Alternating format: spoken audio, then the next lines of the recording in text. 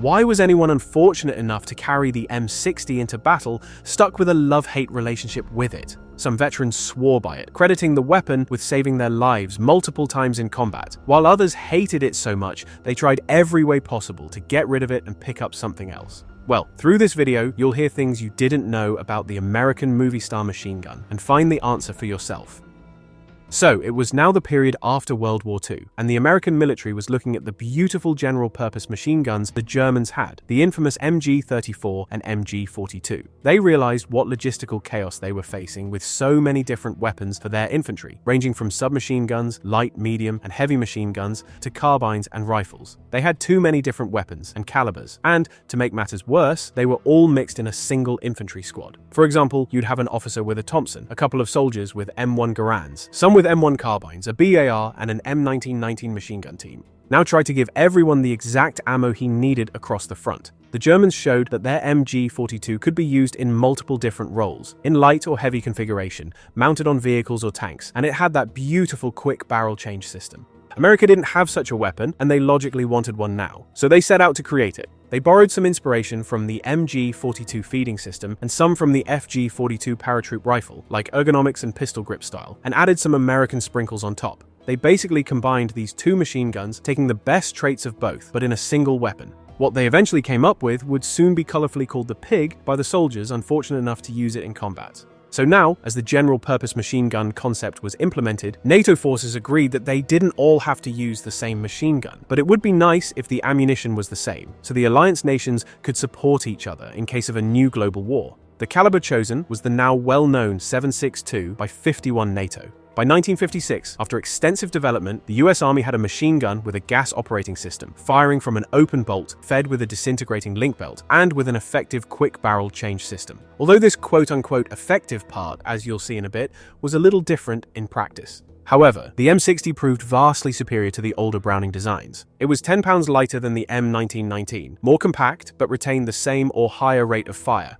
It was standardized the next year, now to finally replace the BAR, the M1919, and the old water-cooled M1917 still in service. It would now be the squad's main source of firepower, basically to do what the Germans did with their machine guns 15 years earlier. It was now distributed to the soldiers who trained relentlessly in anticipation of a war with Russia in Europe in those turbulent Cold War years. However, a bit unexpectedly, the first combat the M60 would see would be in Vietnam, and a lot of its pluses and minuses were about to surface. A little bit weird fact is that already in testing, M60s experienced one major stoppage every 2,000 rounds, which somehow went unattended before the gun went to, war. So, to give you a better picture of what it was like to use it in combat, let's first take a look at some specifications. It weighed about 23 pounds, which is heavy for a several-day jungle patrol, but it was actually one of the lightest machine guns of its class at the time. But soldiers would be bitching anyway, and I'll be too if I were in their place. It fired some 600 rounds per minute, which is enough firepower to be effective and to avoid spitting out all your ammo and overheating too quickly. This way you'd have some 10 rounds going out per second, and that was more than enough to soon make it very feared by the enemy, but also to make its operator a top priority target, and we'll come to that as well. You could fire it from the bipod or tripod for fixed positions, and soldiers quickly learned to fire from the hip like Rambo in movies, and also to fire while moving as it was controllable enough, especially effective in jungle combat where it would see its first blood.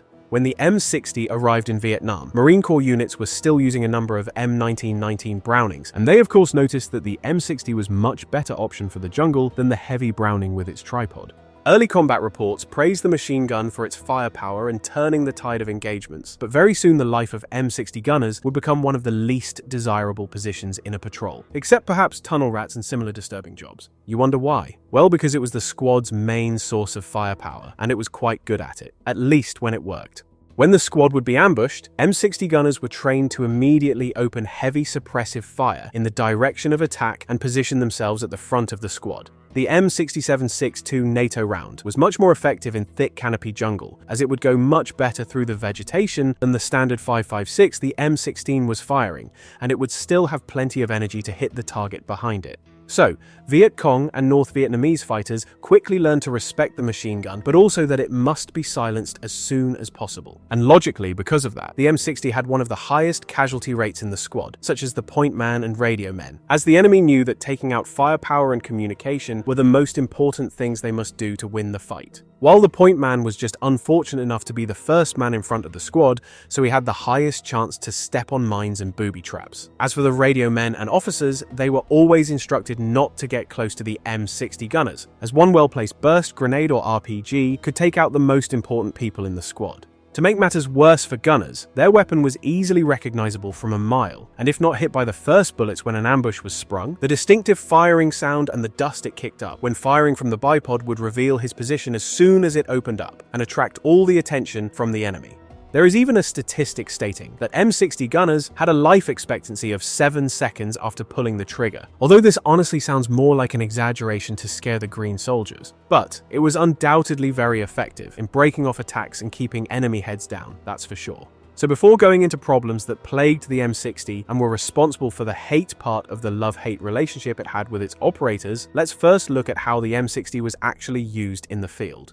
Taking inspiration from the German World War II machine gun team, the M60 would also be crewed by 3 men, at least in theory. The gunner, of course, carried and fired the weapon. His assistant helped with reloading and barrel swaps, and if, or better said, when the gunner was hit, he would take over the machine gun. The third guy had the least fun job, colorfully called the mule. He was the ammo bearer, so he had to carry additional weight more than anyone else and stay close to the people who attracted all the trouble on the battlefield.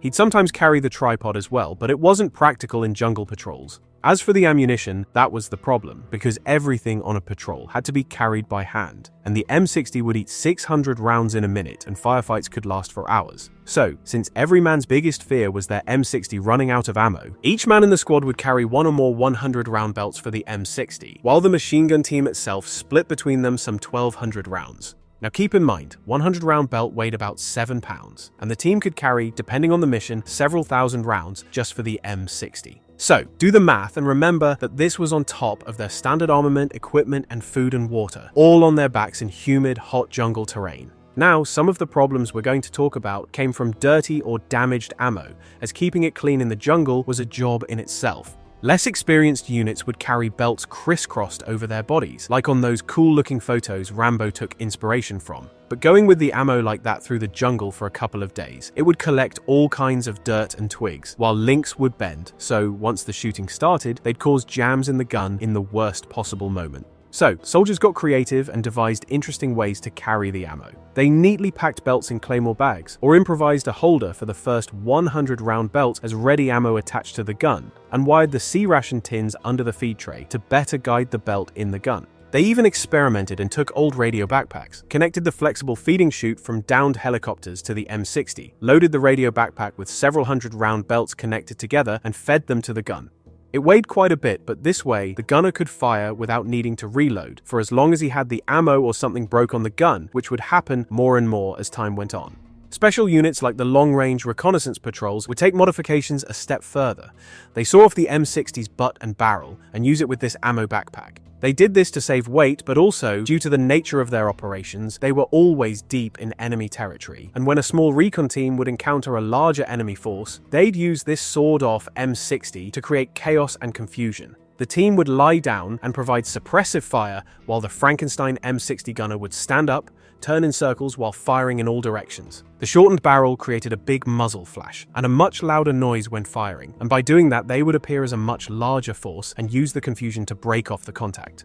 Early in the war, the M60 was quite beloved by the soldiers, but the problems soon started showing up. Jungle climate and dirty conditions didn't favor any weapon, and it turned out that the plastic and stamped metal built M60 wasn't having it easy either. To make matters worse, malfunctions would come when the gun was needed the most, like in an ambush where it was supposed to be the main protector of the squad. So, here are some things that were not so rare to happen to the M60 in a firefight, and also some that could happen before a firefight, without you realizing it until you pulled the trigger. The most famous malfunction for the M60 is the so-called runaway. Usually because of worn trigger sears, after releasing the trigger to stop firing, the M60 would continue firing uncontrollably until the belt ran out or the assistant grabbed and twisted it to break the link and stop feeding. This might not sound like a huge problem, but in combat it could be a catastrophic one. First, you're wasting precious ammo in the middle of the jungle. Second, you could hit friendly troops if you didn't prepare for a long burst and your gun now fired out of control, jumping all over the place. It could also overheat and cause catastrophic failures that would put the gun out of action or blow it up completely. Then, there was the tendency to tear off rims of fired cartridges, leaving a spent casing stuck in the chamber and jamming the gun. You then had to pull it out with a knife or cleaning rod from the opposite side if you wanted to continue firing.